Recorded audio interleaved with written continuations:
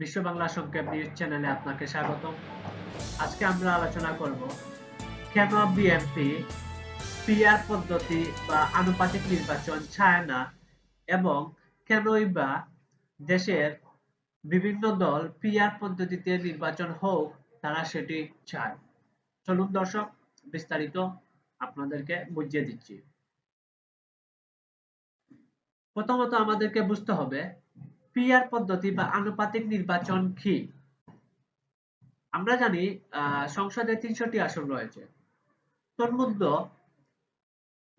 BNP পেয়েছে ৫০টি আসন, জামায়াতে ইসলাম পেয়েছে ৫০টি আসন এবং এনসিপি পেয়েছে ২০০টি আসন। এখন এই যে তিনটি দল তাদের প্রতিটি আসনে জয়লাভ করেছে, তিনটি দলই সংসদে উপস্থিত থাকবেন। সংসদে মত বিনিময় হবে। যে কোনো সিদ্ধান্ত গ্রহণের ক্ষেত্রে তিনটি দলই তাদের মত প্রকাশ করবে। কোন দল চাইলেও এক পেশে কোনো ধরনের সিদ্ধান্ত নিতে পারবে না, আর এটাই হচ্ছে পিআর পদ্ধতি। অর্থাৎ দেশের জনগণের একটি জনগণের একটি ভোটও বৃথা যাবে না। প্রতিটি ভোটের মূল্যায়ন থাকবে পিআর পদ্ধতিতে যদি নির্বাচন হয়।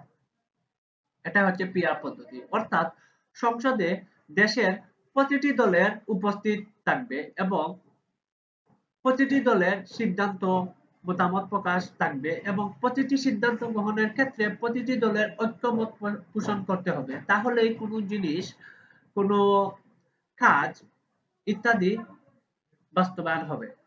তাই চাইলেও কোনো দল একপেশে তাদের মতামত প্রকাশ করতে পারবে না বা চাইলেও একপেশে কোনো সিদ্ধান্ত নিতে পারবে না।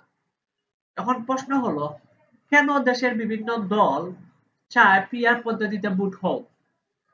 যেসব দল চায় পিআর পদ্ধতিতে ভোট হোক তারা আসলে চাচ্ছে এটাই যে জনগণের সুবিধা, জনগণের অগ্রাধিকার, জনগণের ভোটের সম্মান ইত্যাদি পোষণ করতে। অর্থাৎ যখন সংসদের ভিতরে বিভিন্ন দলের উপস্থিতি থাকবে তখন একটি মত সিদ্ধান্ত গ্রহণের ক্ষেত্রে প্রতিটি দলের সিদ্ধান্ত নিতে হবে, তারপরই একটি সিদ্ধান্ত বেরিয়ে আসবে প্রত্যেকের মতামতের মাধ্যমে।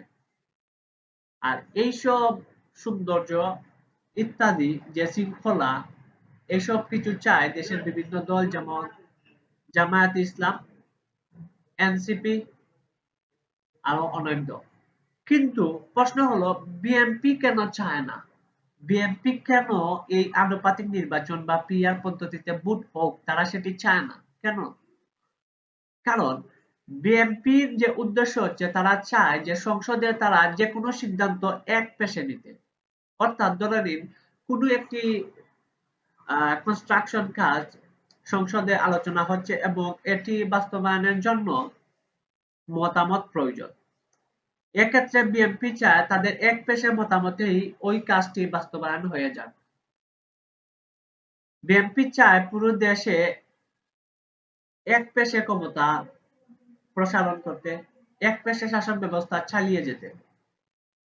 কিন্তু দেশের বিভিন্ন দল এটি চায় না। দেশের বিভিন্ন দল চায় যেন প্রতিটি দলের অংশগ্রহণ থাকে সংসদের মধ্যে এবং প্রতিটি দলের সিদ্ধান্তকে বেছে নিয়ে যে কোনো সিদ্ধান্ত বাস্তবায়ন করা দরকার। এতে করে দেশের জনগণের সুযোগ সুবিধা, দেশের জনগণের জীবন ব্যবস্থা ইত্যাদি সুন্দর মার্জিত হয়ে যাবে। দেশের মধ্যে বিভিন্ন জিনিসের উন্নতি দেখা দিবে। দেশের মানুষ অনায়াসে তাদের যে কোনো ধরনের সিদ্ধান্ত, যে কোনো ধরনের সুবিধা নিতে পারবে। আর এটি তখনই সম্ভব যখন পিআর পদ্ধতিতে ভোট গ্রহণ নেওয়া হবে।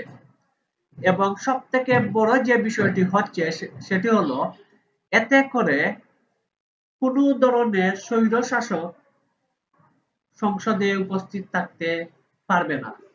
কারণ পিআর পদ্ধতিতে যদি ভোট হয় তাহলে সংসদে প্রতিটি দলের উপস্থিতি একান্ত কাম্য। চাইলেও কোনো দল একটি দল এক পেশে তার মতামত সিদ্ধান্ত গ্রহণ করতে পারবে না। প্রতিটি দলের সিদ্ধান্ত নিতে হবে, তারপর সিদ্ধান্ত বাস্তবায়ন করতে হবে। এতে করে স্বৈর শাসনের বিলুপ্তি ঘটে।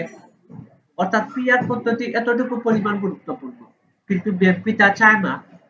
কারণ তাদের উদ্দেশ্য হচ্ছে তারা এক পেশে ক্ষমতা চালিয়ে যান, এক পেশে যে কোনো ধরনের সিদ্ধান্ত চায় তারা, যেটি আপনার আমার জন্য একটি ভয়াবহ বিষয় ডেকে আনতে পারে, আমি যেটি মনে করি। কিন্তু পিআর পদ্ধতিতে যদি ভোট হয় তাহলে পুরো বাংলাদেশের শৃঙ্খলা উন্নতি হবে, দেশের জনগণ শান্তিতে থাকবে, কোনো দলের উপদ্রব বাড়বে না, সবাই সমঝোতার সহিত রাষ্ট্র শাসন ব্যবস্থা চালিয়ে যাবে।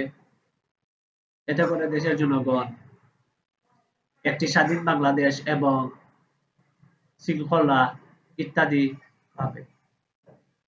তাই দর্শক, আপনার আমার উচিত আমরা সবাই পিআর পদ্ধতিকে সমর্থন করা। যদিও বিএনপি তা চায় না, কিন্তু আমাদের প্রত্যেকেরই উচিত পিআর পদ্ধতিকে সমর্থন করা।